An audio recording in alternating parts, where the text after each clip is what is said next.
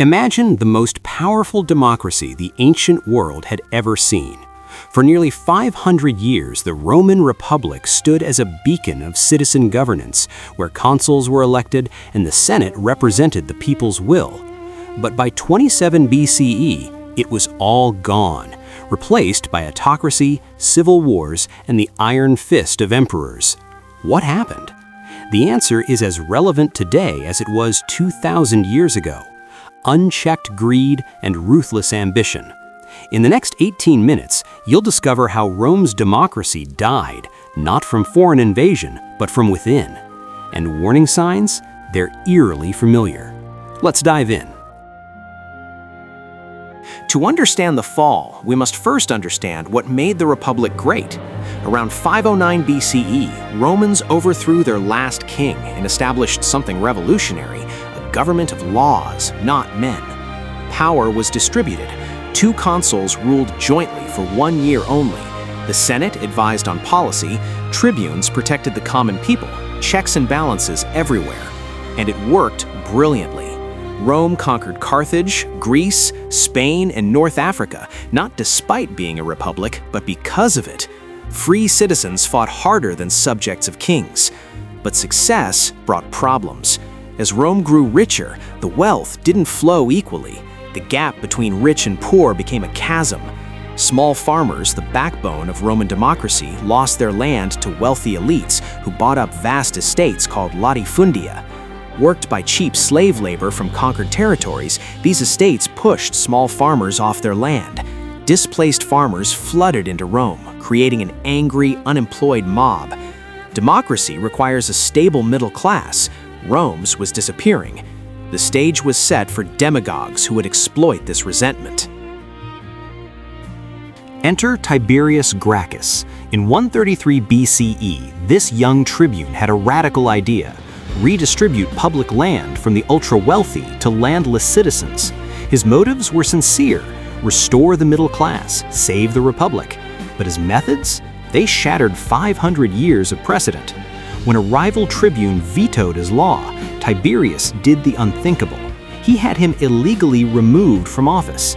Then he ran for re-election, also illegal, to protect himself from prosecution. The Senate's response? Violence. They formed a mob. They clubbed Tiberius to death and threw his body in the Tiber River. Over 300 of his supporters were killed. The unspoken rule had been broken.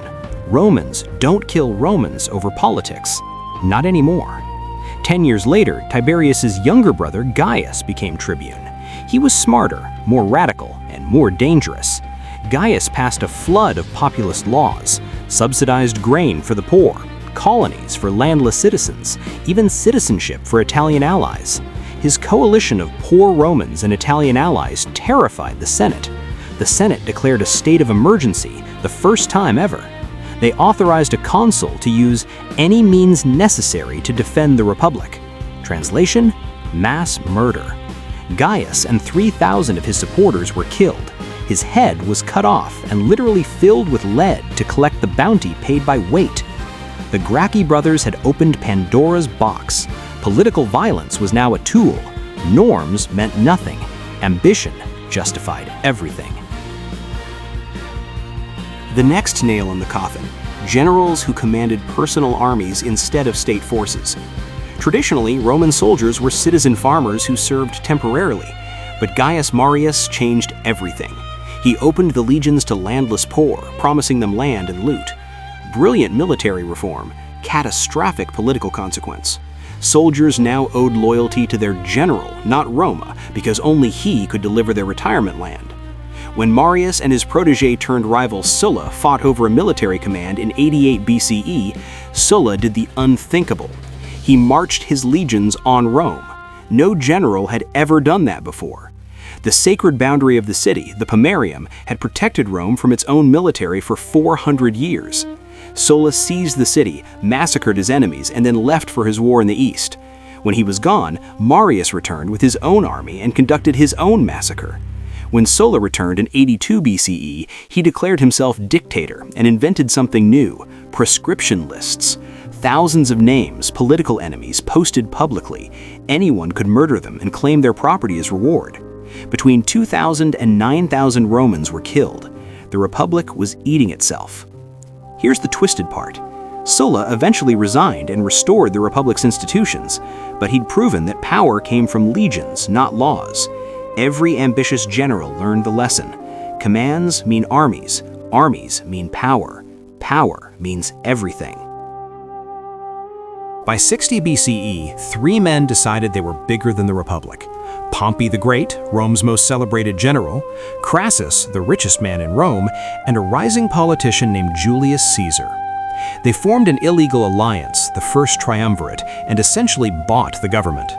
Crassus provided money, Pompey provided popularity and veterans, Caesar provided political genius. Together, they steamrolled the Senate. Caesar became consul, ignored all opposition, and had his political enemies physically removed from the forum.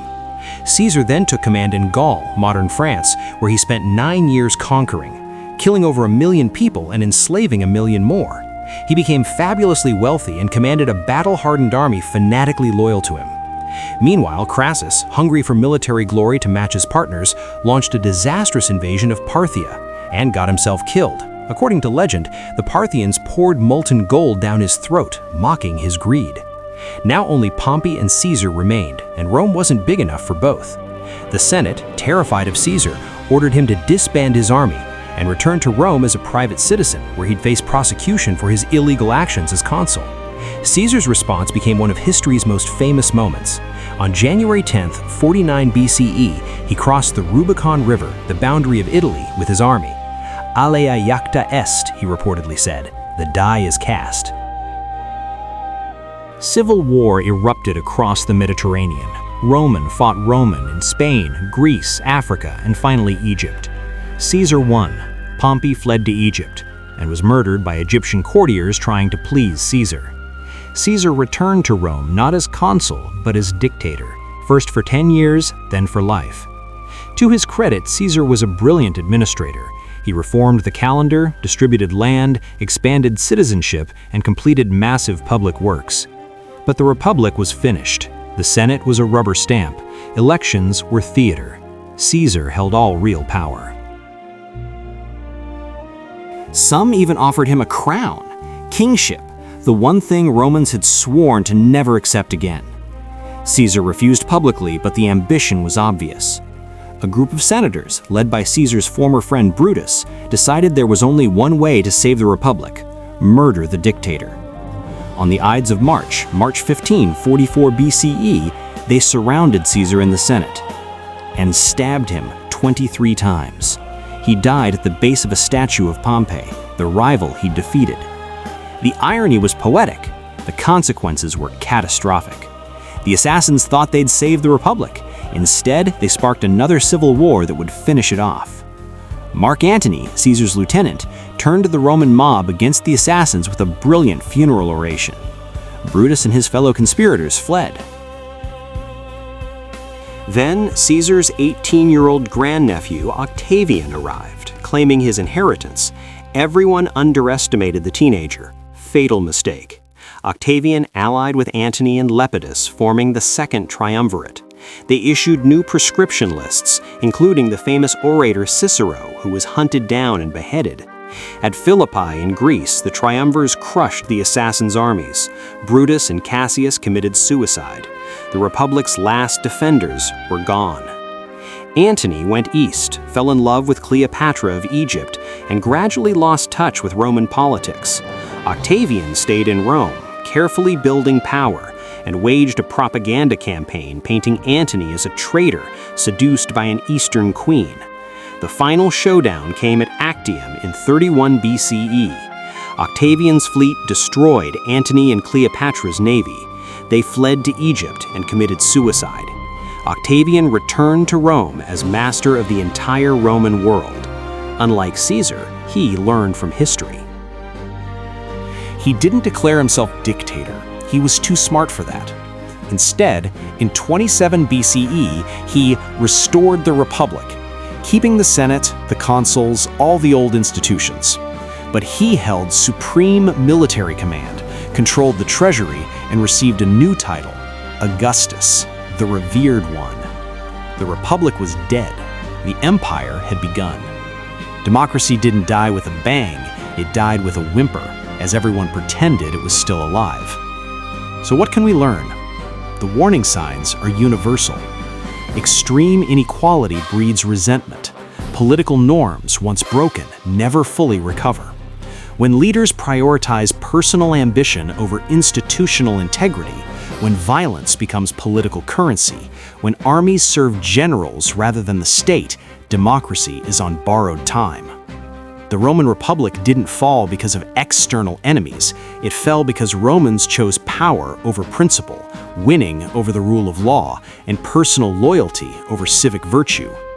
The ruins still stand in Rome, monuments to what was lost. And the lessons? They echo through every democracy that's ever existed. Because greed and ambition aren't ancient problems, they're human problems. And eternal vigilance isn't just a motto, it's the price of freedom.